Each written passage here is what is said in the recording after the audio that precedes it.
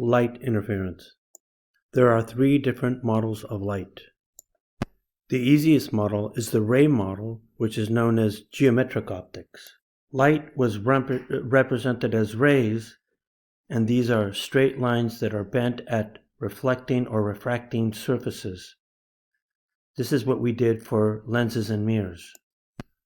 However, many aspects of the behavior of light cannot be understood on the basis of rays, so a more complicated model is required, which is the wave model.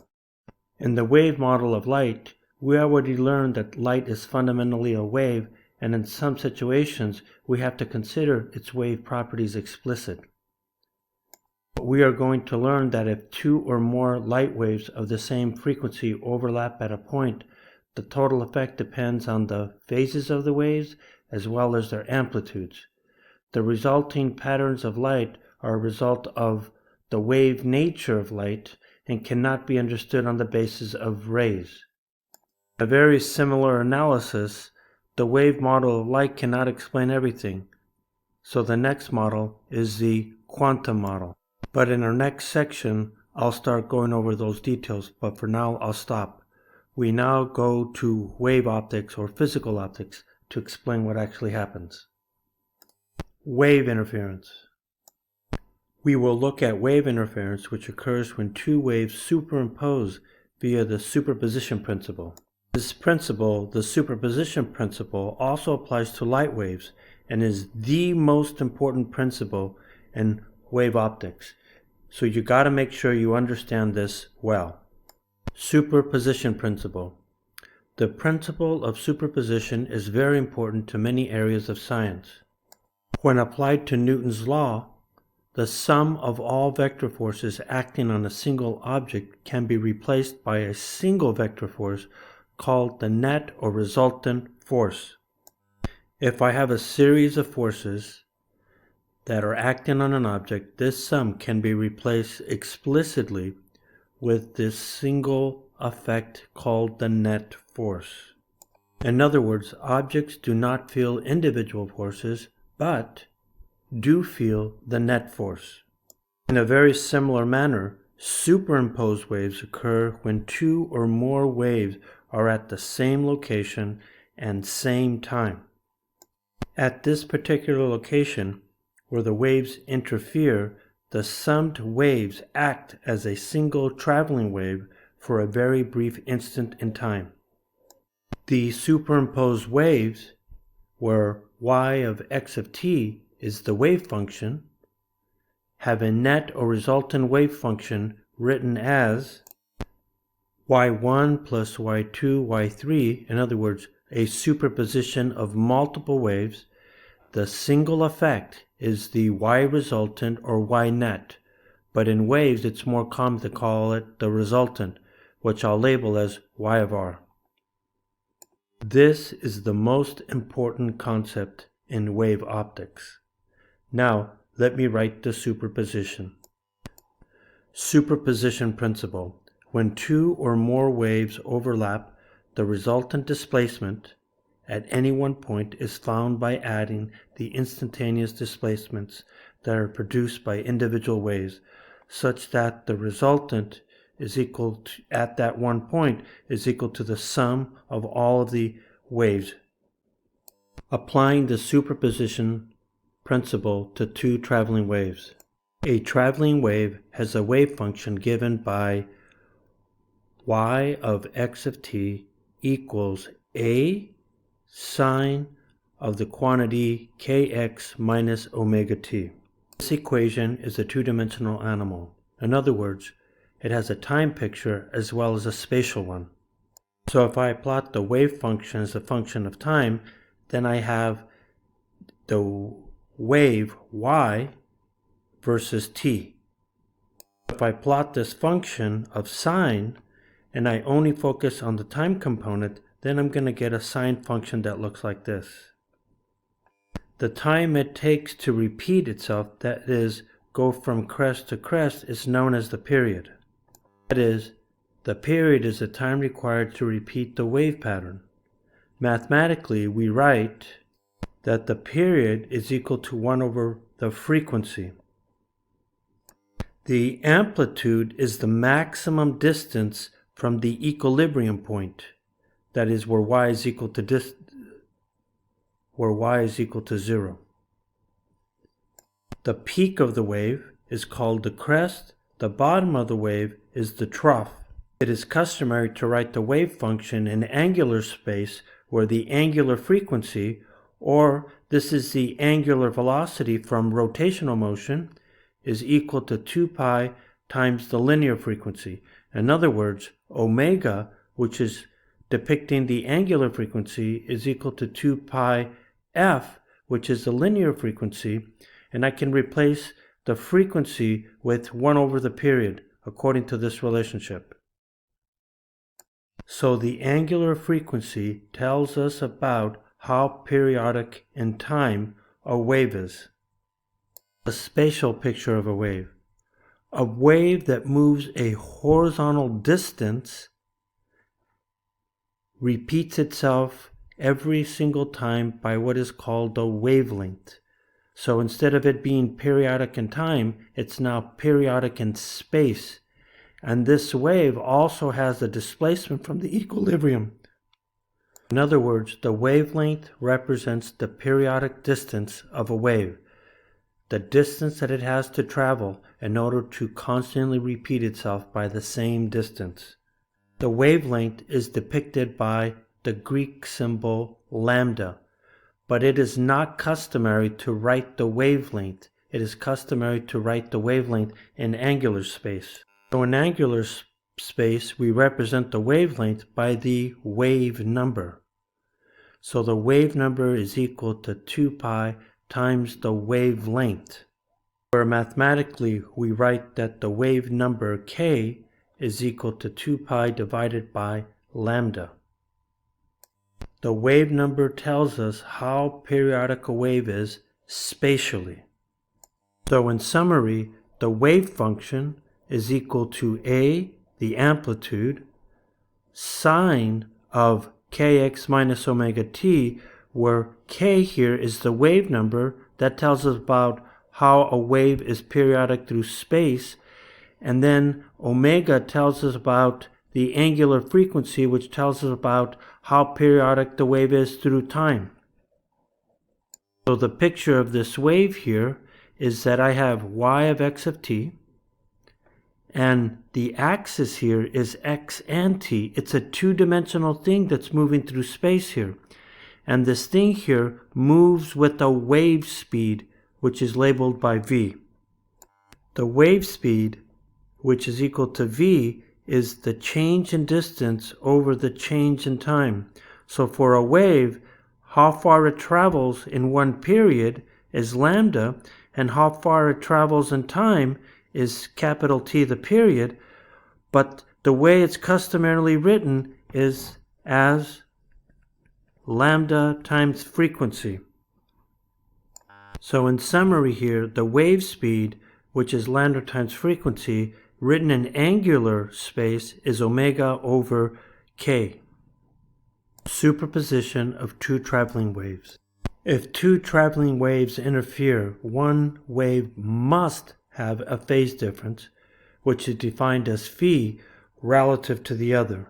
When they superimpose, that is, they're at the same location at the same time, the interacting waves behave as the resultant is the sum of the two waves, where, to maximize interference, note that these two waves have the same amplitude in red, they have the same wave number or wavelength in green, and they have the same omega angular frequency or period.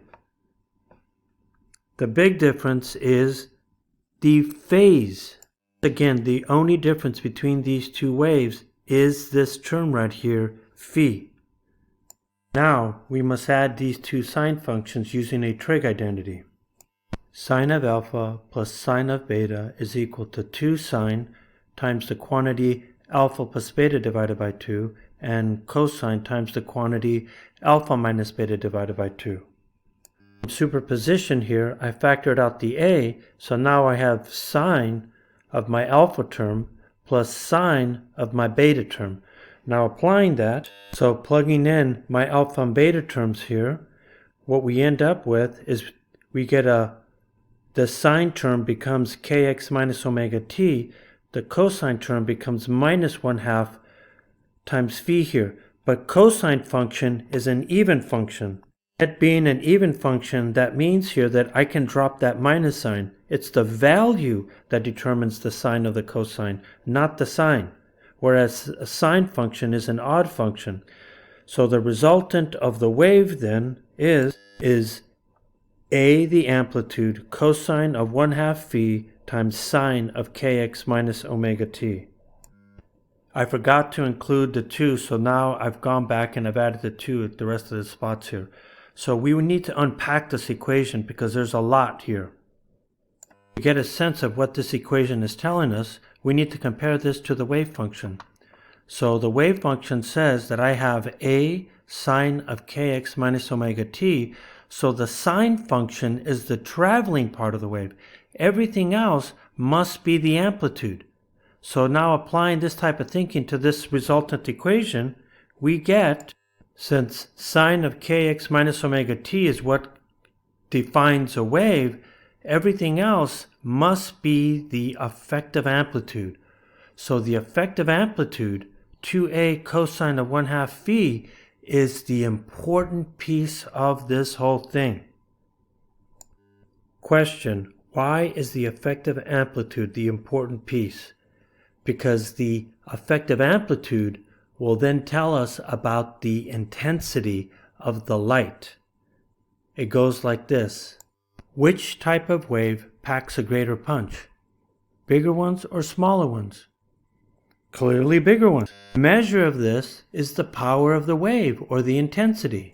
The power of a wave is the intensity, and the intensity is equal to the amplitude squared. In summary, for two superimposing waves, the intensity of these waves when they overlap or interfere is amplitude is 2a cosine of 1/2 phi.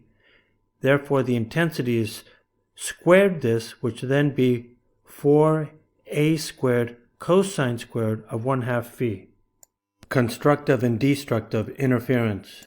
When two interfering waves overlap such that their wave amplitudes, in other words their patterns, either increase, decrease, or even neutralize themselves, this is called wave interference.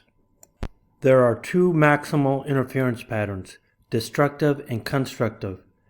Let's look at what do I mean by phase. Meaning of phase. Circular motion has a phase difference relative to two different points. Although it's not required, the reference point is typically set at 0 degrees.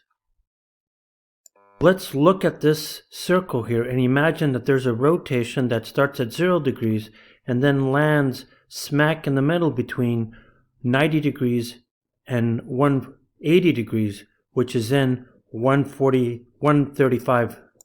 We can identify where this location is by looking at the phase difference between these 2 points. And this is the phase difference, which is 135 minus 0. So therefore, the phase difference between this location and that location is 135 degrees. Now applying this to waves, waves are periodic functions just like circular motion is. What this means here is that if I look at a wave, it also behaves like this unit circle, whereas the first crest is at 90 degrees phase relative to the 0 point, whereas the wave as it's heading down, in other words, I have half a wave, that's the 180 degree mark, and then the trough of the wave is at 270, and then I start all over again at 360 degrees. Examples: if I have a quarter of a wave, then that phase difference is 90 degrees. It's customary not to write delta phi, but customary to write phi. If I have half a wave, then the phase is 180 degrees. If I have a full wave, I could either write the phase as 0 or 360. It's customary to say that the phase is now 0. Now let's apply it to the two different types of interference. We first start off with maximal destructive interference. If two waves are out of phase, one wave has a phase of 180 degrees relative to another wave at 0 degrees. Picture-wise, I imagine the green wave. You could see that the green wave starts at the 0 phase.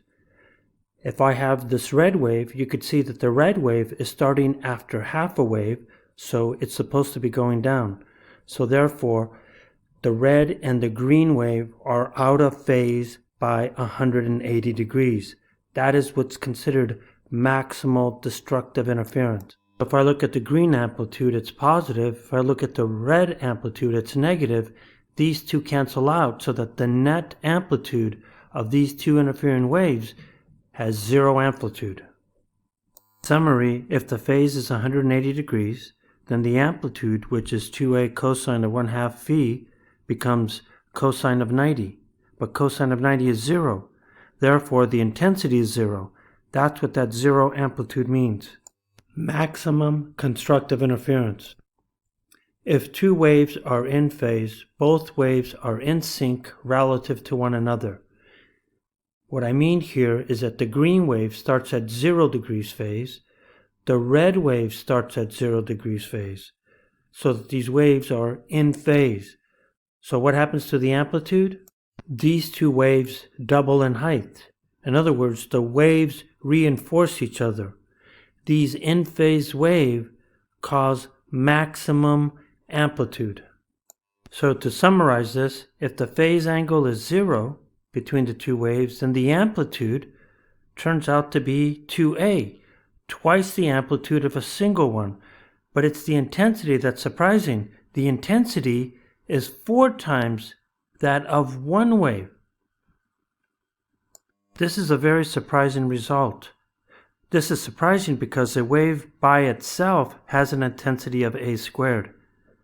You would think that if I have two waves, the intensity should be twice as bright, but that's not true.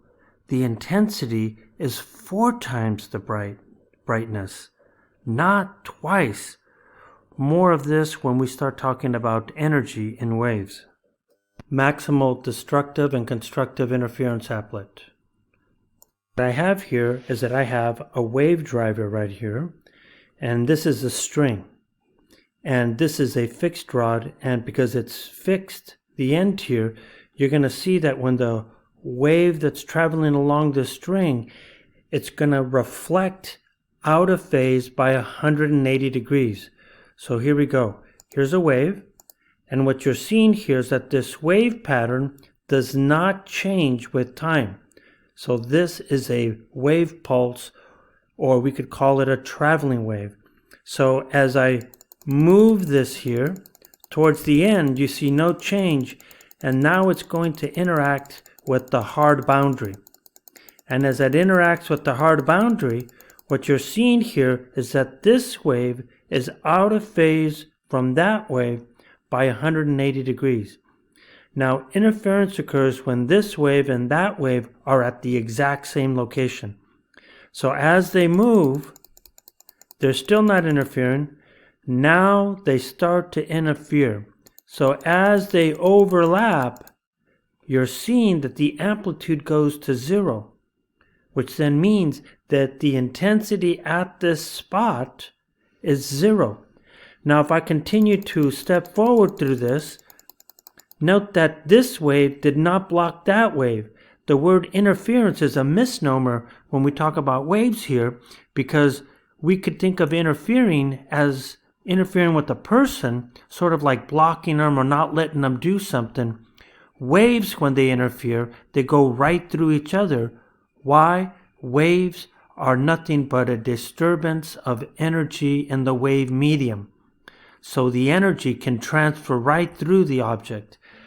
And so that's what destructive interference looks like.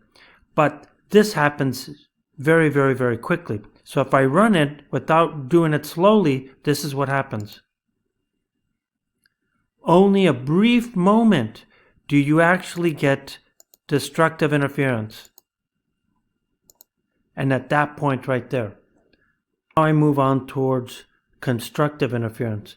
If I switch from the ends are fixed to the ends are free, then when the wave interacts with this end right here, the phase difference is going to be 0. So let's do that now. So I let that wave, it reflects, look at the wave. It's in phase with this wave. And if the waves are in phase, I could step through this thing and you'll see that now they start to interfere, and what you're seeing here is that the amplitude is much bigger than before. In fact, it's twice the size of what we saw before. And as if I continue to step forward here, you could see here that the wave did not change shape as they go through each other. So this is constructive interference, maximal constructive interference. So now if I play it, you could see that this is easier to see when they actually overlap. We just went through the situation where one of the waves starts off already starting with the phase. This is usually not common. The most common way to gain a phase difference is when one wave travels farther than the other wave. This is known as wave interference due to path difference. Wave interference due to path difference. Imagine two sound speakers where their sound waves start in phase. It means I have a speaker here and these spherical waves are emanating out of the speaker and they're moving away. The spacing between two waves, between two red lines, that is represented by the wavelength. Wave interference can occur if two speakers are separated by some distance delta r. So I imagine green speaker number 1, red speaker number 2, they are now separated by a distance delta r. A path taken by each wave forces the waves to interfere at some point ahead. The point P is the observation point where we look for interference. So the green wave has a distance r1 to point P. Speaker 2 has a distance r2 to point P. Constructive or destructive interference will occur depending on the path difference delta r. The phase due to path difference between two waves is phi is equal to 2 pi divided by lambda. The difference between r1 and r2, or 2 pi lambda, times delta r. This is a very important equation. Now I want to take this equation and interpret it for constructive and destructive interference. Start with maximal constructive interference. Only waves that are in phase can constructively interfere when the path difference is an integral number of waves. Picture-wise, it looks like this. If delta r is equal to 0, then that implies that both speakers are lined up together, just like this. There's no separation between them.